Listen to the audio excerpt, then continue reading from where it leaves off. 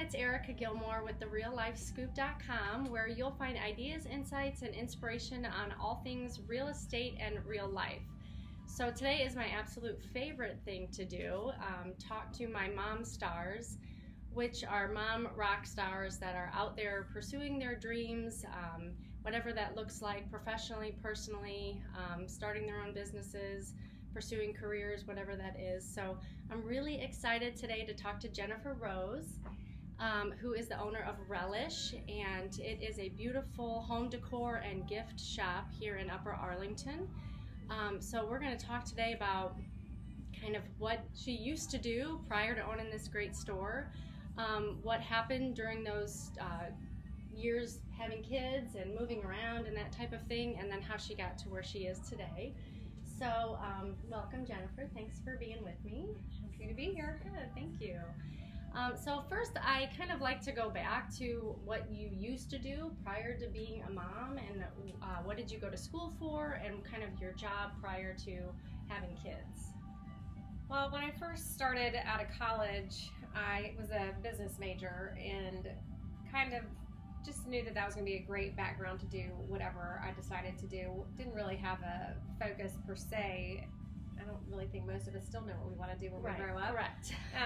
But I just thought business would be a great background for me just to kind of figure out exactly what I wanted to do. So I started in sales. Was in that for probably almost 10 years. And then decided to start a family. Mm-hmm. I have two beautiful teenage daughters. Most days they're lovely. And kind of learning that work-life balance, decided to take some time off to be a mom, really embrace that challenge because it is a challenge. Mm-hmm. Still is a challenge. Yes. So took some time off just to really enjoy them, help kind of, cultivate those little minds. And the funny part for me was I always said I wanted to be the super mom. It's just something that was always in the back of my head. And that can mean a lot of different things, Right. I guess. What did that mean to you? Like super mom, work and be at home, or super mom, super stay-at-home mom? For me, it was kind of the work kid balance, I guess. For me, I just knew that I always wanted to pursue my passion, work, and do whatever it was I wanted to do, but still trying to be there as a mom and be as involved as I could. Right. Which I think is something that we all struggle with. Yes.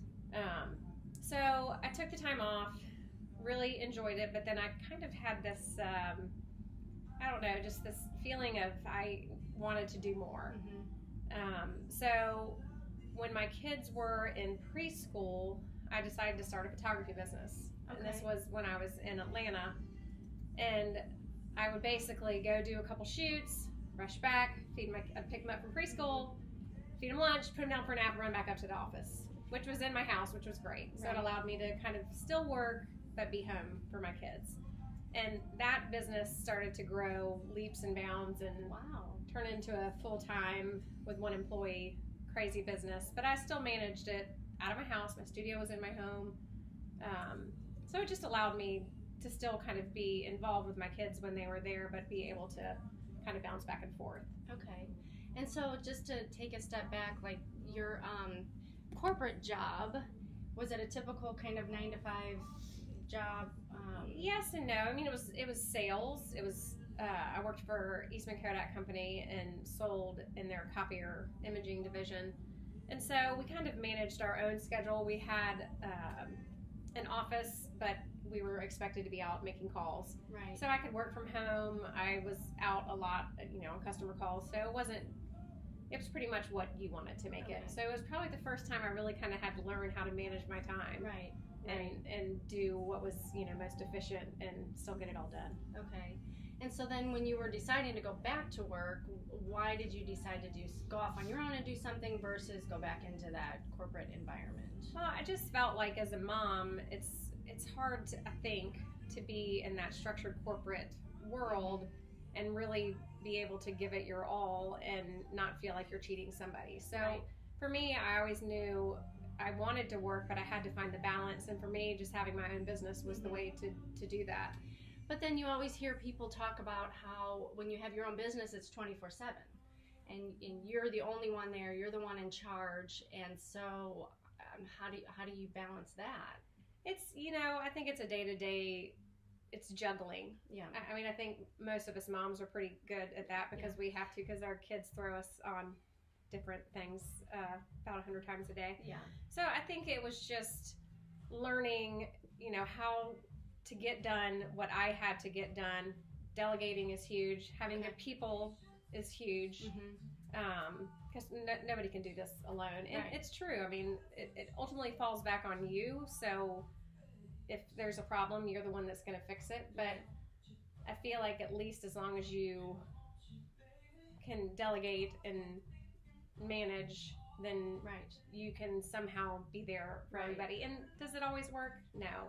Are my kids, unhappy sometimes? Yes. My family sometimes, frustrated. When my photography business was really big and huge, I could stay up. I could go finish dinner and go back upstairs on my computer till 11 o'clock and work. So, there's challenges. It's a juggle. But it was fun. It was worthwhile. And the flexibility still made sense. It was for everything for you. It just made the most sense for me because it helped me accomplish, what I wanted personally. Well, then how did we get from photography to this beautiful store? Well, we've got some visitors. Yay, well that's a good thing. I moved to Columbus, Ohio when my husband was transferred 10 years ago with his job and completely started over. Decided to take a break again from working in my photography and get my kids transitioned and settled. I knew that was going to be an adjustment because we moved them in the middle of the school year. They were 7 and 9. And I knew it was going to take a lot to get them, kind of transitioned. And so I decided again to take the time off for my family, and I think that lasted about 5 years, and then that itch came back again, and I started Relish House 6 years ago in the fall. Bought my building in 2012 and decided that I wanted to do retail and give it a shot. Wow. Kind of crazy.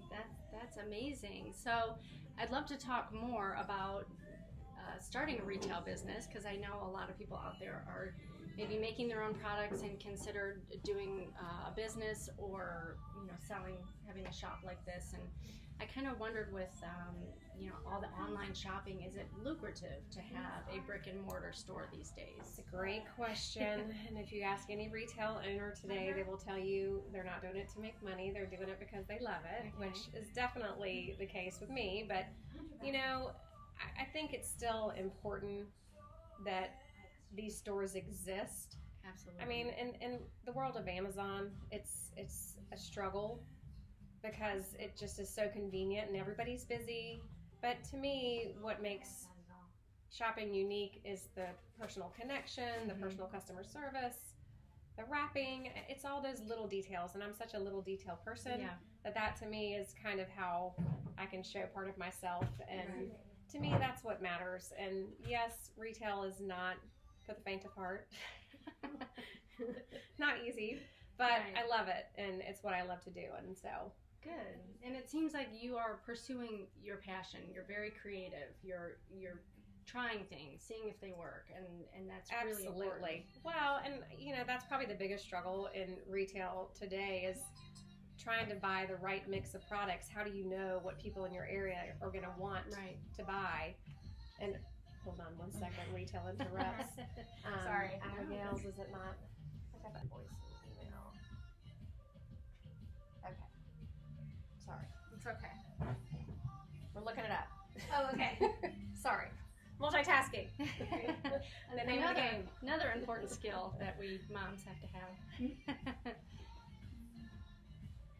Okay, sorry. That's okay. So, well, I mean, this was the next thing I kind of wanted to talk about too. So, how does that process work? The buying of products and then the resell in your own store. What do you need to do that? Licenses, or what is? Well, more people coming in. That's a good thing. That is a very good. Very good. We can pause and. it's good. It's bringing people in. Yeah. Alrighty. Starting a retail store, obviously there's a couple things. You have to apply for your business license. Okay. You get your business license, your federal tax ID, and then there's something called a vendor's license, which in most states is like a resale number. Okay. Do you need special qualifications to get a vendor number? No. Okay. Just apply. Just apply. Okay. So once you apply for your business license and set up your wholesale accounts, then really the first time I went to market, you kind of set up your accounts, and they need to know if you're a brick and mortar or if you're an online retailer. There's a lot of different ways, I feel like, for people to sell products today. And so they definitely are still trying to appeal, at least in the wholesale world, to the brick and mortar stores, but also recognizing that, you know, there's obviously a lot of online people, you know, selling their wares. But once you go to a wholesale market, you have to present those credentials to be able to get into the wholesale market. Okay. And then it's huge buildings of thousands of vendors, and you just have to go figure out what products appeal to you and what you think you want to sell, and then you place your orders, and then the rest is kind of history. So then your orders come in, and then you obviously mark them up, or you price them appropriately, and then you can sell them in your store. Correct. And you know, this is always, I think, the struggle for me with the age of the internet. I try to, you know, stay competitive while covering my costs, but I'm constantly checking to see, well, what is this product selling, you know, online, because I want to make sure that we're, you know, close and reasonable, you know, but, you know, I've obviously got overhead, freight. So there's a lot of those things sometimes that are hard to consider when it goes into a product. Like they tell you your typical markup is like 2.2, and that should cover your freight and theoretically your overhead. Okay. I own this building, so that helps a little bit. But so you said you own the building. How did you decide to buy, and then how did you pick a location? Well, I mean, we kind of started just based on what was available and just looking at different spaces. And part of my consideration was obviously retail store, you know, location's important. Right. But this was an opportunity that was too good to be true, because being able to buy the building, although I'm probably not your typical retail location walk-up great, you know, I'm more a destination, then you're not just going to pass me on a street and walk into my store. So a little bit more tricky and a little bit more challenging for marketing, and it's, you know, definitely a word of mouth business. And so Do you want to call me? Sure. I think it is that.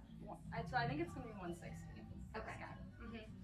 But why don't we take your name and number, and we'll just call and confirm. Okay. Sorry. Okay. So it was really just an opportunity when we started looking at places, and I also knew that I wanted a photography studio above, and there's certain lighting that's better for that, and like, you know, the way the building is oriented, you know, north light is great, window light, natural light, so the studio is directly above us here in the store. And it's just nice because since I own the building, I have great retail space up front, but my back room is just as big as my front space, and so that allows for where all the work and the stuff comes in. Perfect. So, you know, I guess, do you have any advice or words of wisdom for moms out there who are either wanting to sell their items in a shop like this, or, you know, are there local products that you look for to try to put in your shop, or if they want to start their own store? I mean, I'd say my biggest piece of advice would be never give up. I think it's so much harder today for women, I feel like, to make something like this and feel confident that they can, you know, go start a business that they might not have experience with and still, you know, make a great business and be successful. I think just really having confidence and no fear, and just, you know, fight for what you want. And that's why I do this, because I loved it, and I was doing some interior design, and I kept driving back and forth to Atlanta, filling my car because I couldn't find the stores here, and, you know, it just felt right. It was just something I was passionate about. I felt like I could do it, I could learn it, and it's just something I've always loved. Mhm. I was always a good consumer. Yeah. That probably helped. You know what people like. Yes, definitely. And Definitely. then even for your two girls, I'm sure you are teaching them to go after what they want. And it doesn't have to be a job or a career or Right. it can be your passion, it can be. I hope so, and that's, I think another important thing. And it's funny because I do buy from a lot of women. E. Newton right here, she's a jewelry line. Okay. I've known her since she started her Beautiful. business literally out of the back of her car. Really? Wow. Amazing, and she's done an incredible job. And so there's a lot of people out there making great products, and I don't think a lot of people have the confidence Right. to go put themselves out there. I mean, Right. it's a risk. It's Yeah. stressful. You don't know if you're going to succeed, but that's the one thing I would say. Just follow your dreams, and I think sometimes if you work for what you want, it Mhm. somehow finds a way to happen. Yeah. And I think too, I hope it's teaching my daughters that, you don't have to necessarily follow the traditional path. Right. You can, create your own, success and job based on what you enjoy doing. Right. And I also think it's important to show them a work ethic because, Mhm. I think it's easy for our kids to kind of feel like everything just happens. Right. It gets dropped in their laps very Absolutely. easily, and so at least hopefully we're being a role model for them and Mhm. showing them that you can put your mind to something and Right. you can make it happen. Well, absolutely. And I think that the fact, like you said, things do not happen always in a straight line path. And I've talked to lots of people with relocations. What do you do when you move? You have to start all over. You have to get the kids situated. And if it's, you're moving for your husband's job, sometimes they're not as available for that. And so you may have lots of stops and starts and stops and starts. But to your point, if you are always moving forward, you're always going for it, and you keep trying, then you'll find something you love and you'll create something that's beautiful. So I think you have here, it is amazing, and I will put the information on where everybody can find this store in Upper Arlington.